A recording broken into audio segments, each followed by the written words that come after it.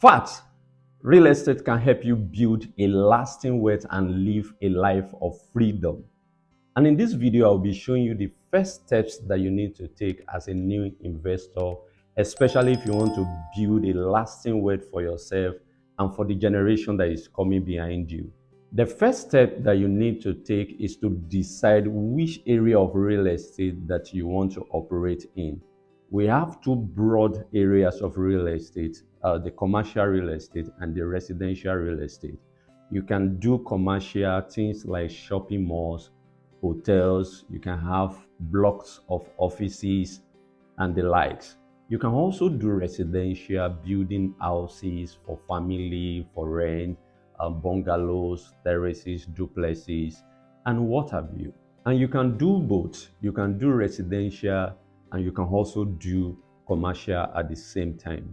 So once you decide on which area of real estate you want to operate in, it is now time for you to set up a team. You need to understand that in life, nothing big can be done alone. So if you want to have a huge success in real estate, you will need to build a formidable team. The first professional that you need in your team is a lawyer, then followed by a surveyor, then an accountant.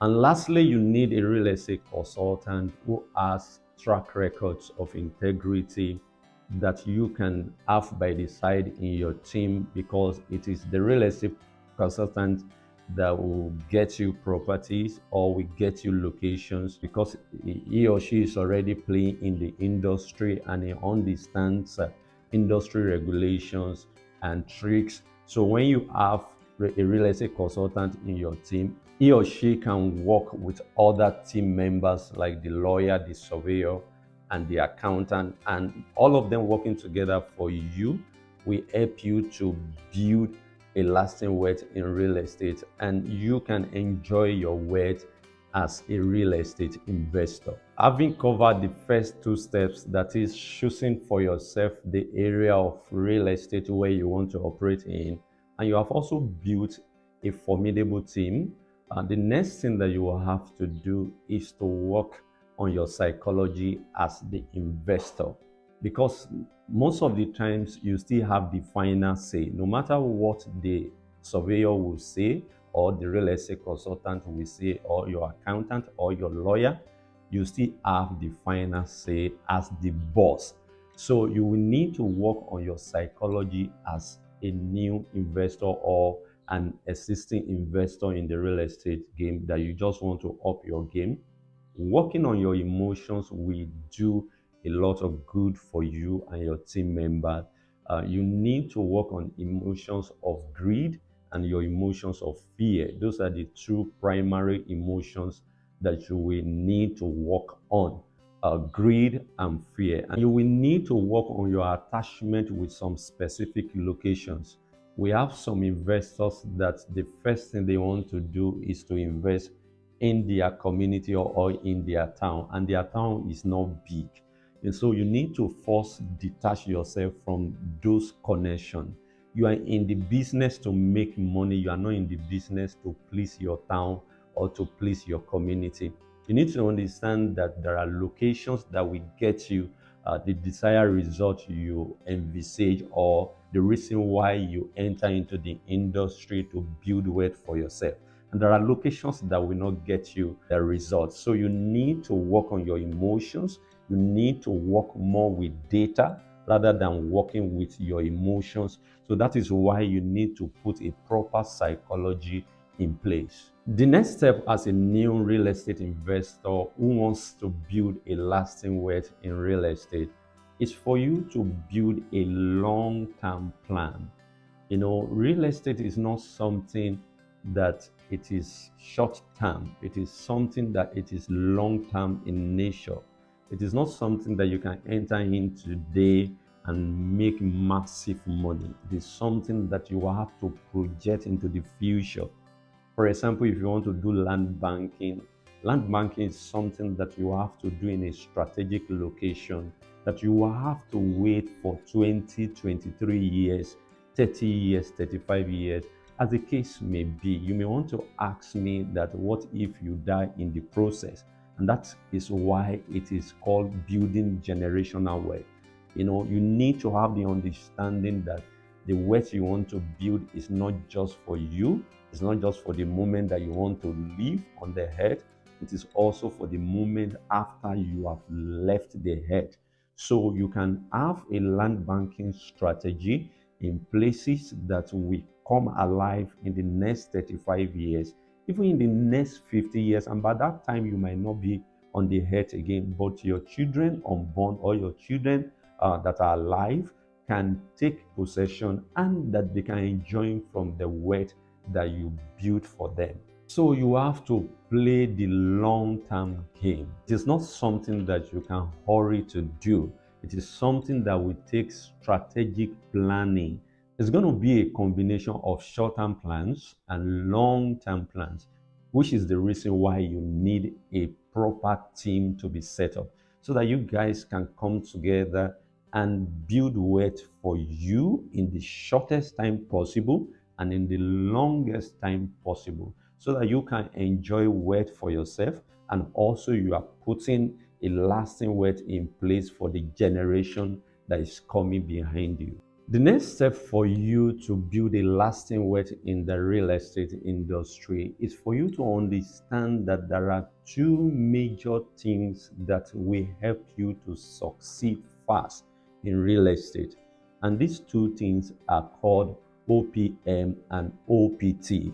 OPM is other people's money and OPT is other people's time.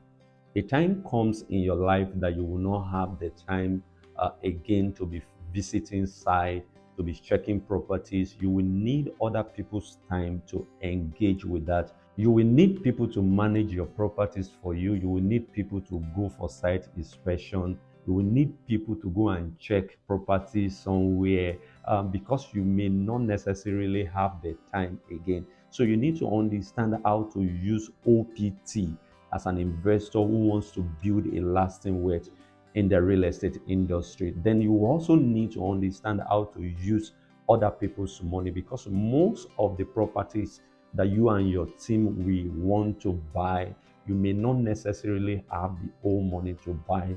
Say, for example, you want to buy a shopping mall that is worth 5.2 billion naira. Only you might not be able to raise the money, but you will need an understanding of OPM, other people's money, how to use other people's money to raise money. The reason why I'm calling huge money is because I want you to think. I don't want you to limit yourself as a real estate investor, because you want to play big in the industry. And if you want to play big in the industry, you have to think big. Your head must be able to take big numbers.